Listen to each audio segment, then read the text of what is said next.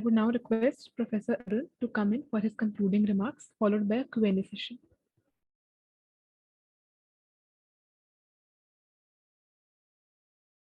Given the time shortage, should we take some questions before I make a presentation, or should I make the short, comments and then do the question answer? What would be better?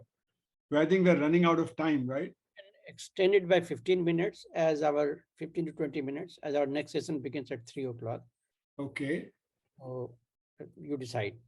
Okay. So let me very briefly, what I said in the beginning, I want to extend that, how does the labor consciousness get created? Whether it be women, whether it be unorganized sector, whether it be the middle classes, whether it be other segments, of labor, organized, unorganized, how does it get influenced? How does it get created?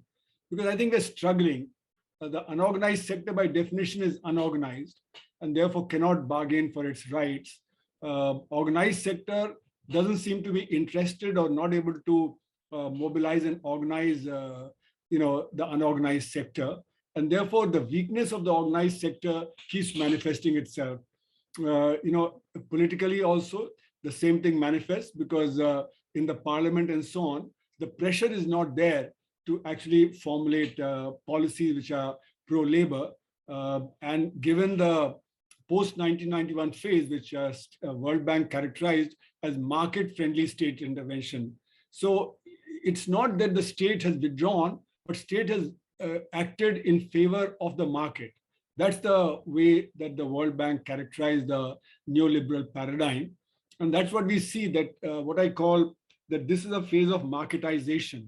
So while markets have always existed, so even barter is a market. Market is a place where you exchange what you need for money that you pay. But marketization means the penetration of the market principles into social institutions. And what marketization has done through the notion of dollar vote, through the notion of more is better, a rational individual maximizing his or her gain, these all have led to the atomization of the individual.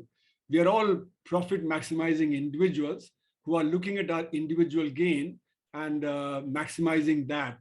And feeling guilty is a cost. Therefore, one should not think about what the negative consequences of any action would be. We should only look at how one can improve one's own, 1 minute. How one can improve one's own gains. And that atomization that has happened means that we don't look at the collectivity. So collective action has become more and more difficult over a period of time. That is something that we need to take into account. And the second is the consumerism that has entered everybody's life, where we are looking at the gains that we are making by consuming more and more. So I call consumerism as the new opium of the masses. One can involve people into consuming more, the middle classes and so on. So they don't want to lose that. So it's no more a question of workers don't have anything to lose but the chains. The middle classes and the better off segments don't want to participate in any struggles. And that's why creating struggles has become more and more difficult over time. That's why you see the idea of growth with equity, that has been jettisoned. Now it is simply you grow the pie and then distribute. And that doesn't happen because trickle down has been very weak since independence.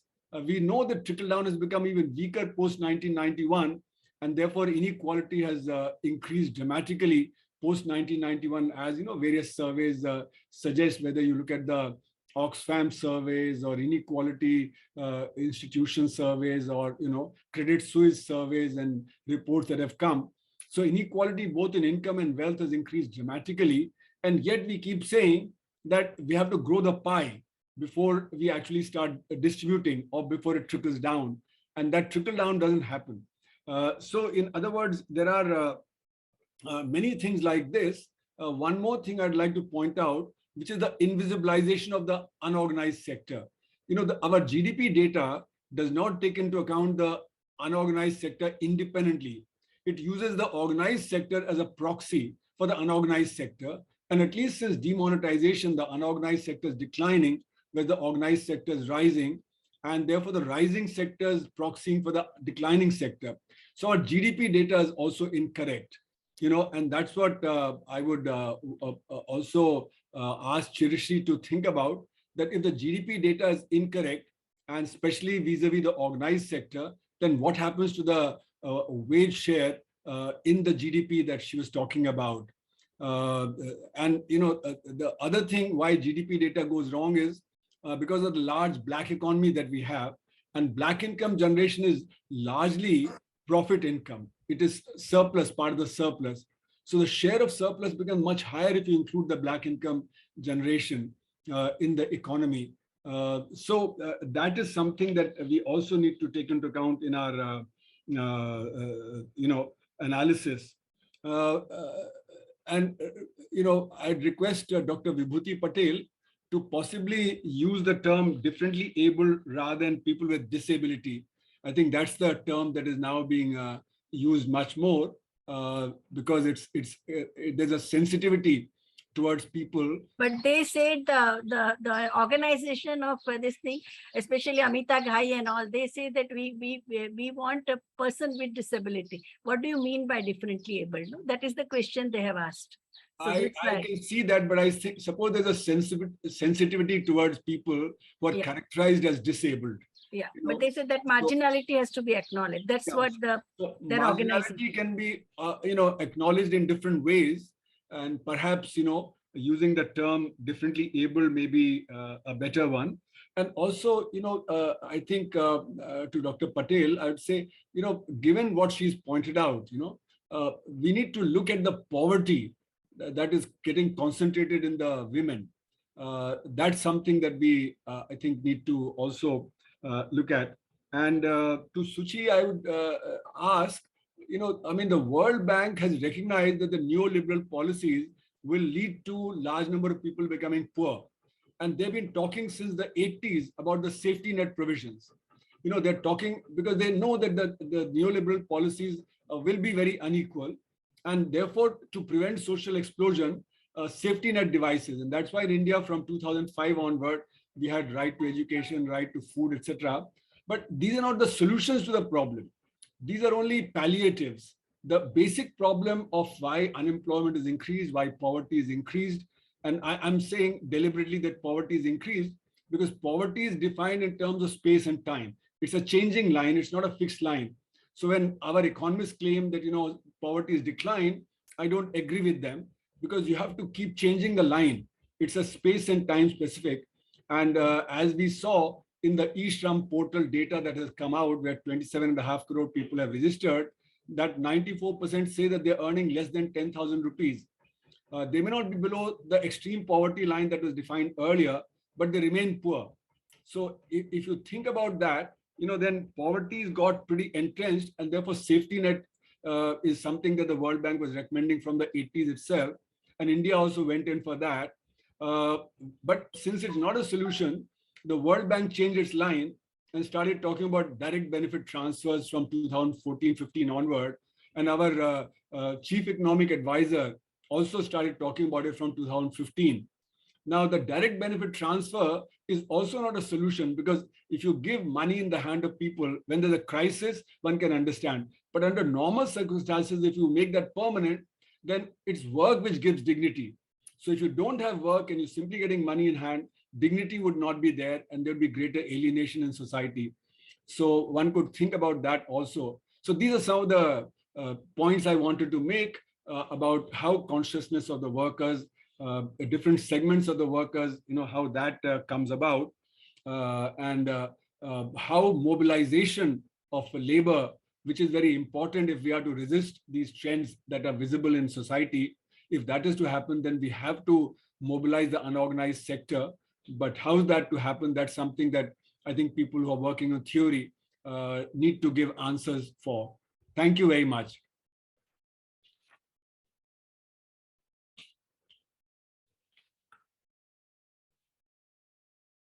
Would you like to take some questions, Professor Kumar? Yeah, I think, that's what was announced, that we'll have questions now. Professor Bharti Arora has raised his hand. Yeah. And it was difficulty entering. Yes, thank you, Savita, for enabling my entrance. I was keen to listen to this debate, and notably my friend Arun, who always has very stimulating ideas. Now, I would put forward a couple of points which I think in the evolving scenario, we need to perhaps study a little more. One is that statistics seem to show that women are falling off the workforce at an alarming rate. The reasons for that are many. Rampant unemployment, therefore the men move to work, they are relegated. Rising inequality, therefore they are married off earlier and confined to the household. There are so many things, I don't need to spell them out. I'm only talking about the fact that this trend needs to be studied, and also in the process we think of how it can be reversed. It's a very alarming thing.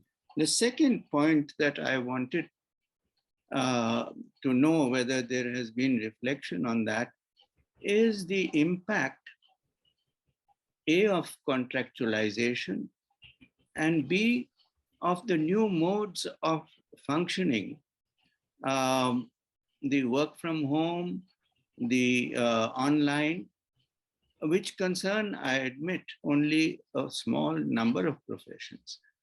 But I think there is some impact already on the bargaining power of those who work. And this bargaining power, Arun mentioned that mobilization has become difficult. This debate, I recall in other parts of the world, in Europe in the 50s and 60s, that the working class is disappearing, it's becoming bourgeois. And with that, its appetite for struggle is diminishing. I think it is a false debate, because what Europe found is that the working class has not disappeared.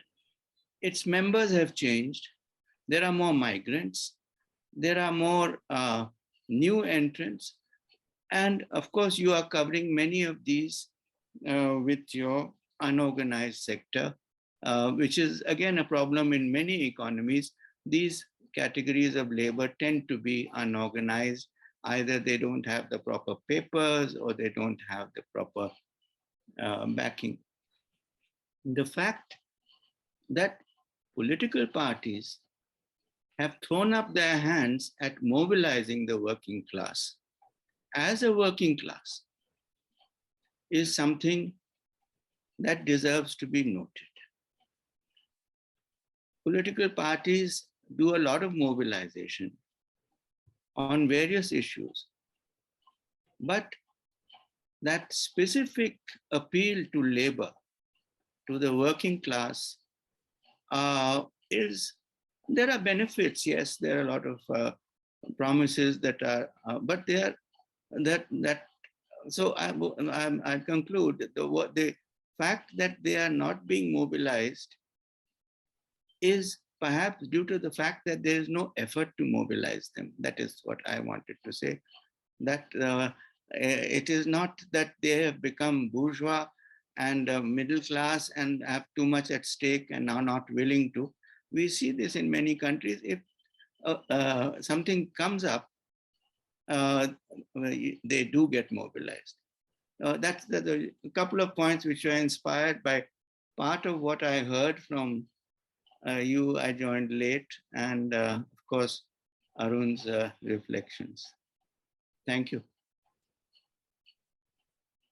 Thanks. So I think let's take some questions, and then maybe the panelists. Yes, Savita wants to ask.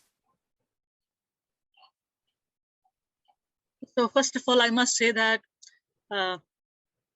this has been an extraordinary session. There are so many new things that we have learned. All three presentations were very, very good. Let me start with Chirashree's presentation, because it gives us a picture quite gloomy and disheartening. And the picture is one of cheapening labor. Now, I want to understand from an economist like you and others as to what is the threshold, because Chirashree ended with the saying that it can collapse, the economy can collapse, cheapen the labor beyond a point. So I want to understand it in economic and political terms. Vibhuti Patel, in her presentation, literally took off from there by showing that impact of cheapening of labor is actually devastating women of this country. And Professor Arun also pointed out that the implication for whatever is happening in neoliberal, women are facing the brunt of it. I mean, the unemployment affects women first. Marriage affects, entrenches their inequality in patriarchal system in such a way that they just simply cannot get out of it. Jobs are not there for them to find, and so the home, the household labor is their destiny, which is unpaid for. So the third paper was also dealing with how things are being regulated. I want to understand where, and third point that I wanted to make, Professor Arora's point, that is it the strategy is not being taught, Professor Arora, because of the changing nature of the labor force in Europe, mainly non-European?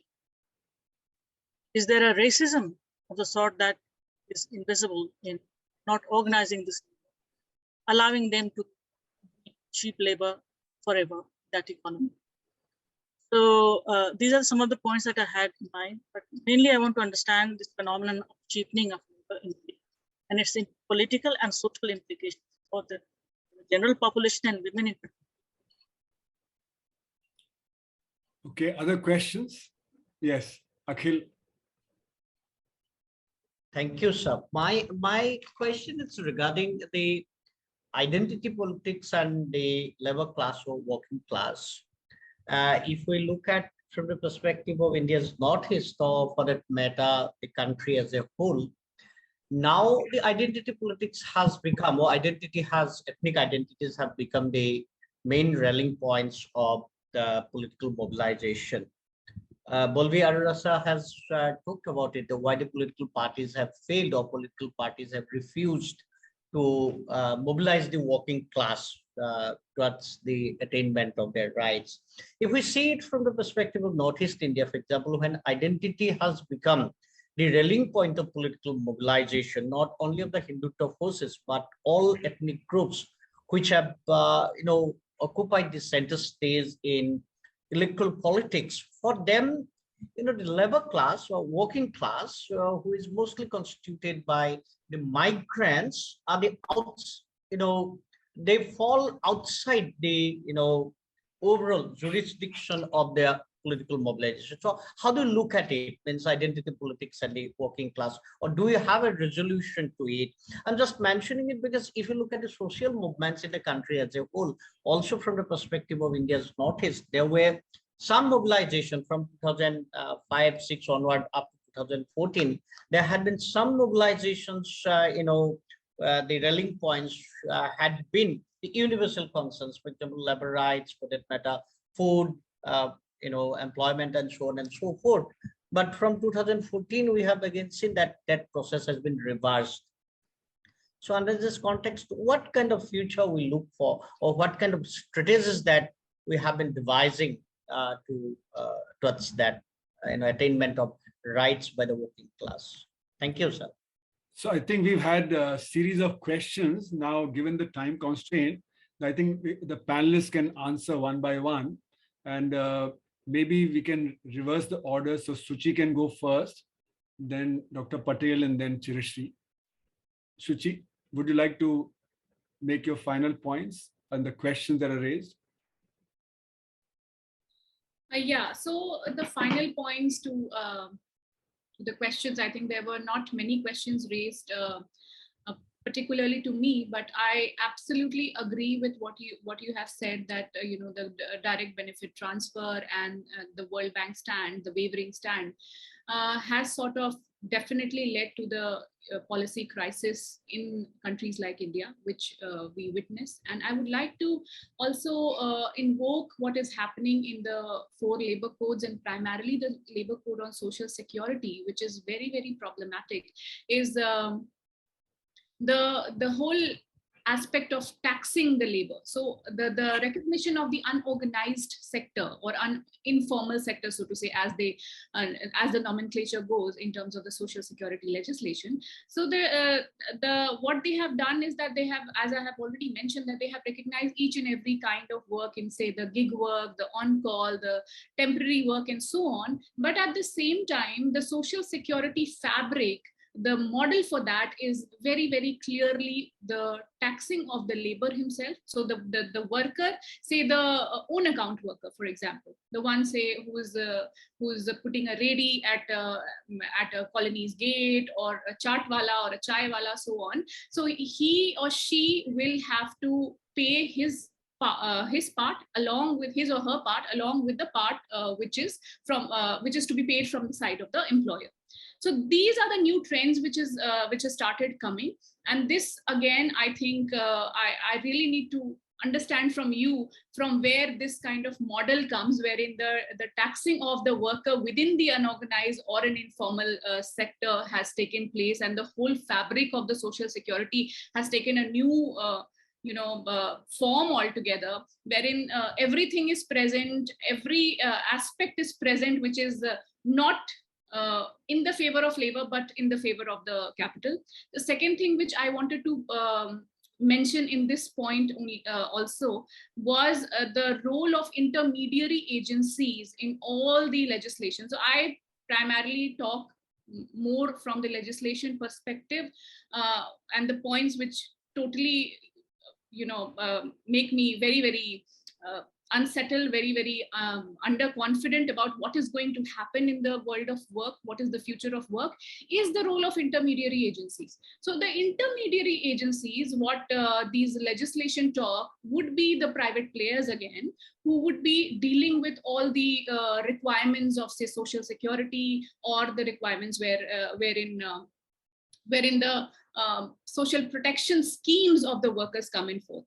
So these are the things which I don't know. I think I need to know more from you. Is there a push from an international governance structure, or is it a more indigenous format which has come, which is absolutely anti-people, and which is pushing the vulnerable, precarious, informal class worker into more and more deepened precarity? So that is my point, which I wanted to add on. And along with that, of course, the feminization of work and invisibility of women at work is again another concern which we really need to look at, that the new form of the labor legislations and the regulatory governance totally does away with the whole understanding of women who is also a participant in the labor force. So it is primarily, as it has been already said by the other speakers, it is primarily the male body which is the prominent partner of the labor, prominent participant of the labor force, and the aspects related to, say, feminization, invisibility of work, invisible caregiving, etc., is totally done away with till now. So with this, I think I'll hand over to the other speaker. Yeah. I think Dr. Vibhuti Patel can now. If we can keep our answers brief, because I think we've already gone 20 minutes over. So let's keep very brief answers. The first one is about identity politics. I think it's true that politicians are mobilizing, but they are mobilizing them on the ground of ethnicity, religion, or racism. And it percolates down to the work culture also, where in multinational company like Larsen and Toubro, workers were demanding separate canteen for Hindus and non-Hindus, or even separate drinking place for Hindus. So it goes down to that level, no? So I think second one is argument about atomization. I think that we have seen in several studies of my students of gig workers, where they can't communicate with client, they should not communicate with the co-workers, they can't form a WhatsApp group. That's what has emerged. So complete atomization, and everything. The moment they are locked out of the system, they are unemployed. They don't even know who their employer is. No, so that. And again, I would reiterate my point about person with disability, because whenever I used to use differently abled, I was challenged by the people with disability. They said, you write either visually challenged or impaired hearing, because we have a Center for Disability Studies in TISS. There also, the professors themselves have a various types of they are differently able, but there is a big controversy. It is still an unresolved issue, work in progress. Thank you. Okay. Chirashree? Hello? Yes, please, just Yeah. a second. So I actually have quite a few things to respond to, but I'll try to be as brief as possible. So I'll kind of connect everything and try to bring it together. So I completely agree with Professor Arun Kumar's comment to me about the derived form of the estimates of GDP, which essentially sort of doesn't really do justice to the value created, the estimations of value created in the informal economy and the mode through which it is distributed. However, there's now work on the informal sector and the informal economy, and especially I would like to, and informal labor especially, both from a theoretical as well as political economy perspective, which, for example, the work of Shataki Roy, which essentially has shown that the wage surplus relationship and the modes of extraction are even more intensified in the informal sector because of the different types of deployment of labor. And I'll just give example of two. One is, of course, like, for example, self-exploitation of people who are like what people are talking about, street vendors, etc. But also, like, this question of unpaid labor in terms of multitasking, which is seen often in the case of home-based workers. Now, which actually then connects to, and I'll come back to the point about Black economy later, to Professor Balveer Arora's point about work from home. And I want to bring in a class angle here, in the sense that this idea of work from home is something that has evolved in terms of more middle class, informal and formal. For example, people like us have also been reduced to work from home. But home-based work has been like, especially for women workers, has been like a very important, as Professor Patel pointed out, a very important part of the way in which women are mobilized and deployed in the labor force. And hence the while the questions in terms of how to mobilize will differ depending on the level of isolation, etc.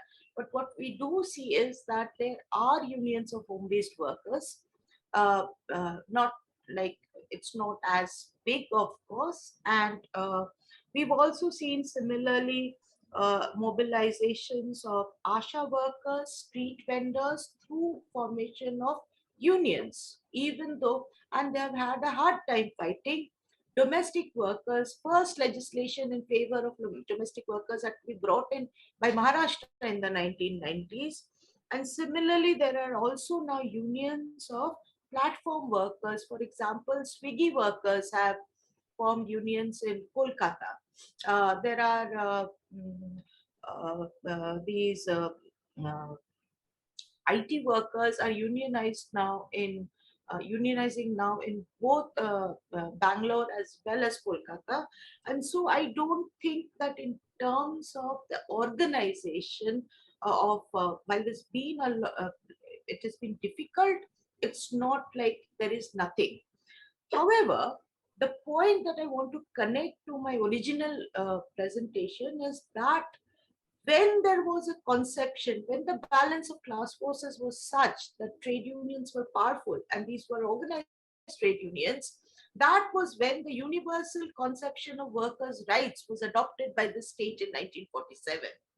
And with the increase of the intervention, the institutional intervention in 1956 of informalization, what has happened is that only a small section of workers were entitled to not universal but statutory workers' rights, while all others have had to fight their battles to get whatever they can. And often they've been made to fight against each other. And often identity politics becomes a brilliant tool to rather make people fight against each other than to fight against state and capital. Which is like one response to the question about the link between identity politics and organization. And then like I go back to the question of the Black economy, because I think the very point that you make, that means that actually whatever I'm showing is an underestimate and the share of the surplus is even more. However, from the point of value creation in terms of what is operating, because the Black economy is like appropriation of value. It is not actually creating value in that sense. I don't know if you'll agree with me. In that sense, the value creating sectors of the economy from which the Black economy siphons off money is something that is pure profit. But despite that, the profit rate in the value creating sector is falling. Okay. So that in that sense, and this is from the ASI data, which is also organized sector data, which actually shows then, and we've seen this post-pandemic and even before the crisis of small micro businesses, etc. And rising unemployment is another indicator which really shows this crisis of capital. And this I will end with the answer to Savita, because I think that is the crux. And it also relates to Professor Balveer Arora's other point about this thing about the racism. So this thing that I talked about, the graded hierarchy that we have socially, has been effectively mobilized both in the pre and post-independence period through non-intervention. Atrocities are criminalized, untouchability is criminalized, but the caste system is not criminalized. Religious discrimination to a certain extent is criminalized, but othering and separation, segregation, etc. is not really criminalized.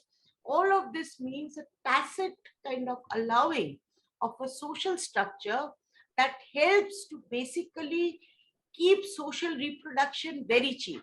So the cost of reproducing a worker can be cheapened and cheapened using this mode of extraction of unpaid labor within paid labor. And this in itself is something that has kept the labor cheapening process going. So the start has to be from the realm of social reproduction, relating to what Professor Patel has been saying. And essentially that is from where, and the way in which this is done is through, as was pointed out earlier, that people who are precarious, who are vulnerable, and if there are not precarious already, through deployment of religion and through deployment of different kinds of modes of violence, you make them precarious, okay, and dispossess them. Cheating, very similar to what has happened, for example, in the UK. Post-Thatcher, the white working class was completely demobilized, and there was no reskilling, no re-employment after the factories shut down. And it was social alcoholism and domestic abuse. And a new generation of workers with a different set of skills were brought in, with selective policies of migration, and which created a graded hierarchy based on pure racism. Okay? And something similar in terms of not race really, but on the basis of caste, religion, and patriarchy is what is being perpetuated. And while I might have sounded very negative, But in terms of the political implication, what I'm trying to say is that the silos in which the citizenship rights and labor rights, the movements for citizenship rights and labor rights work, that silo needs to be broken. And it is only then that that rupture that I talked about in terms of connecting, to be able to break the cycle of labor cheapening can happen. If it doesn't happen, this labor cheapening can be perpetuated endlessly by bringing in newer and newer categories of people who will be made more and more precarious on the basis of the social re-engineering and social division. Thank you. So thanks a lot, Chirashree, for that explanation. But let me also add, we can discuss it later, that actually, there is output that is missed out of GDP. So there is value creation because of Black income generation that's outside the GDP through under-invoicing and over-invoicing, both in external trade as well as within the economy. So we can discuss this a little later. But I'll add, that even people like Warren Buffett have been saying since 2012 that the rich needs to pay more taxes. He gave the example that his secretary, who earned $100,000, pays a higher tax rate than he did, whereas his income was $3 billion. So I think, many rich capitalists in the US supported him, in Germany, Italy, France, and so on, because they recognize that the kind of inequality that is getting created is creating problem for demand in the economy. So the point that you're making about demand, that I think is being recognized quite widely in the capitalist system itself. And the World Bank saying that we need to go for DBT, the direct benefit transfer, also implies that we don't want full employment. We cannot achieve full employment through the mechanisms that are already there. And that's why we need to find an alternate route. Otherwise, one of the principles of capitalism is that you pay for the work that is done. You don't pay for work that is not done. So here, direct benefit transfer means that we simply transfer funds to the people who don't have employment, which is against the basic tenets of capitalism. So the World Bank itself recognizes that there is a crisis that is brewing. They're looking for solutions. First, they thought of the safety net devices for the poor, and then they now think of the direct benefit transfer, because even safety nets are inadequate to take care of what's happening to the people. And I think what's happened politically also in India since 1991, that all political parties, that there is TINA. There is no but going for these policies. So whichever has come, whether it was the Congress and the United Front and then BJP, then the UPA and NDA, they've all accepted this idea of TINA, that there is no alternative. That I think characterizes the world as a whole. Think about the Arab movement that suddenly erupted, and then after a few years, now it's much worse than it was earlier. The Occupy Wall Street erupted for a year and then died down. So I think the need for an alternative thinking, and that's where when I'm saying atomization of the individual, but a whole class of people. They think that we need to look only at our own benefit rather than look at the social benefit. So this process, which is undermining collective action, needs to be looked at a better sense. I think political parties sense that. And that's why the political parties are not realizing the point that Professor Arora is making, that they're not mobilizing. They're not mobilizing because that there's no purchase. Otherwise, 4% of the workforce is unorganized. If you could mobilize them, you could win elections. But I think all the political parties accept that that's not possible. They're in favor of the current system and so on. So these are things that we continue with over a long period of time, that we settle soon or immediately. So thanks a lot to the speakers, thanks a lot to the pen, over to the organizers. Thank you very much. Thank you so much, sir. I would like to thank the chair as well as the speakers for the insightful remarks in its presentation. We have a break. We'll be joining by 3 o'clock. I do wish all of you, if you do find time, to join us back in the session at 3. Thank you. Thanks. Okay. Bye. Love this. Another great session. Thank you all. That was great.